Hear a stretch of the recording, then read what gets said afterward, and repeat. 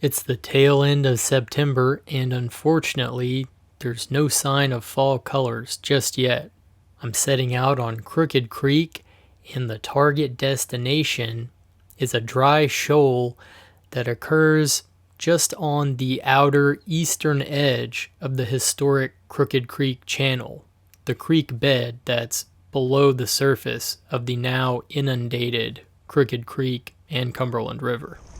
The wind is out of the west, which is uncommon for this area, and it happens to be very favorable for sailing out the creek and reaching the shoal.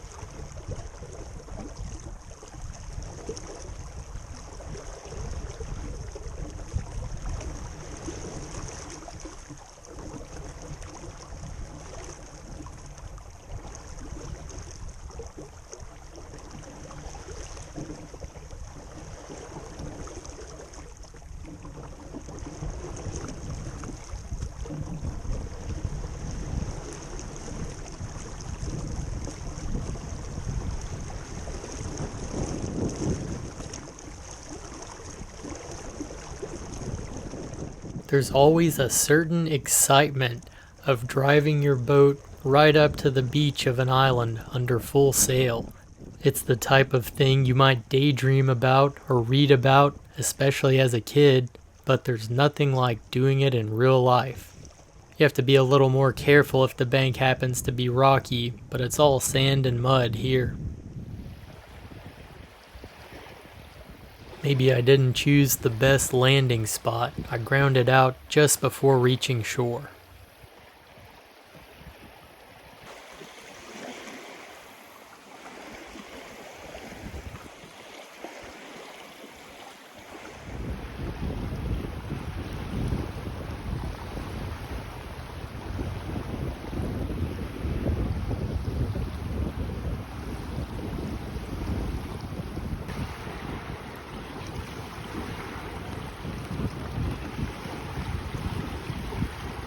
Looking back the way I came, the wind and surface of the water are looking pretty lively. Sometimes it's hard to know whether the wind suddenly whipped up after I landed or if I just didn't notice its force because I was running along with it. Sailing downwind can sometimes make the weather seem lighter than it actually is.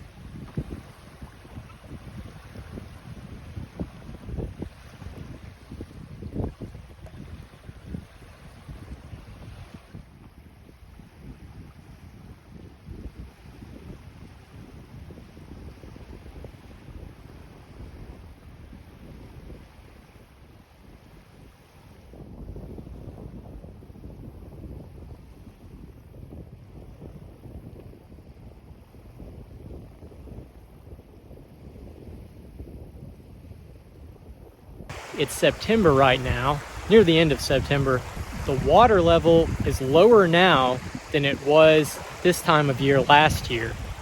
Quite a bit lower.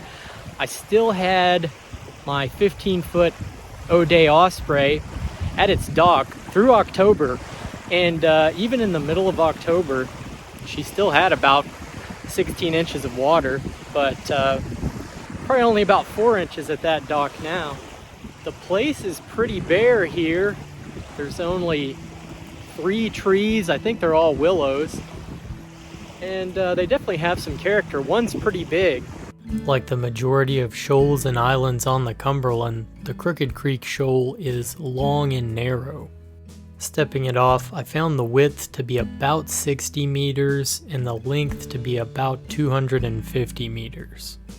The shoal is pretty level throughout its length, rising about 4 feet above the surface of the water and rising a little more sharply on the side that is nearer the creek bed. The elevated portions of the shoal are pretty much all sand, but if you should happen to wade out into the shallows, the bottom is that treacherous, sticky mud that will grab a hold of you and pull you down.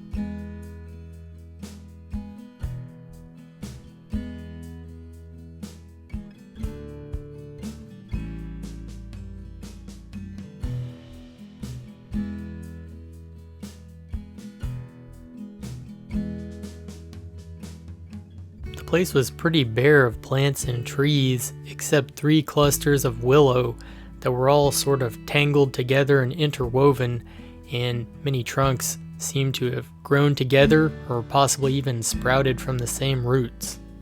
In my experience, it's a little unusual to have just a few lone trees on one of these islands. Typically, they're either thickly wooded or completely bare, or some may be thick with shrubs but no trees.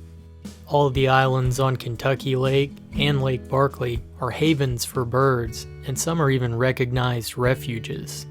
My only wildlife sighting was a lone pelican flying over along the length of the island, and he seemed to be going to join his friends down on a micro shoal to the north.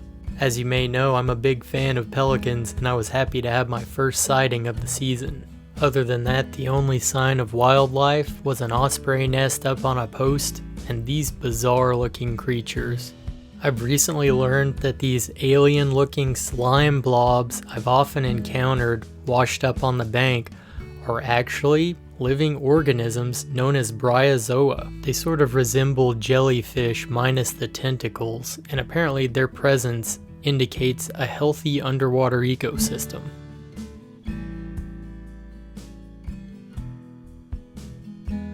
I spent some time browsing a small patch of gravel on the west side of the island, really the only gravel on the entire island, and I didn't find any sign of prehistoric human habitation in the form of flint flakes or stone tools, but I did find some old bricks, some old iron, and what looks to be an old cistern or well.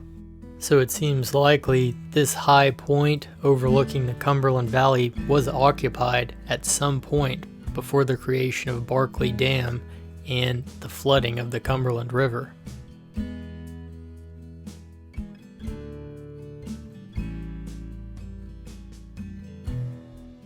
I looked down and I thought this was an old oar lock right here, but actually it's some kind of a pin, like for heavy equipment, sort of a keeper pin.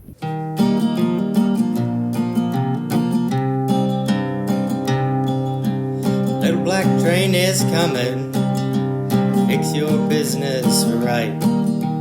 Little black train is coming, may be here tonight.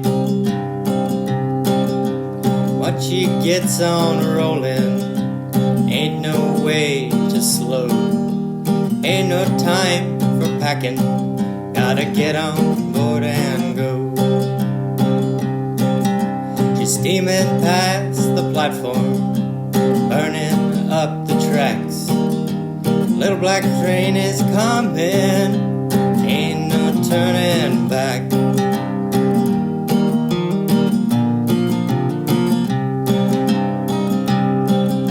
The brakeman is a raven, the engineer a crow. I wake up in a cold sweat when I hear that whistle blow. Little black train is coming, fix your business right. Little black train is coming, maybe here tonight.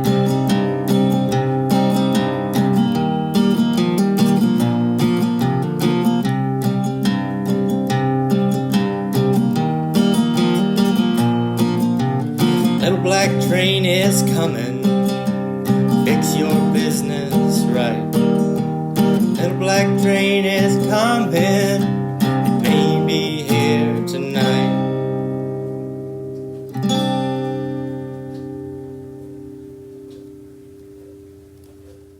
Hey, if you use your eyes and you pay attention when you're out walking the riverbanks, you can find some pretty interesting stuff. In fact, I see something right here under this root.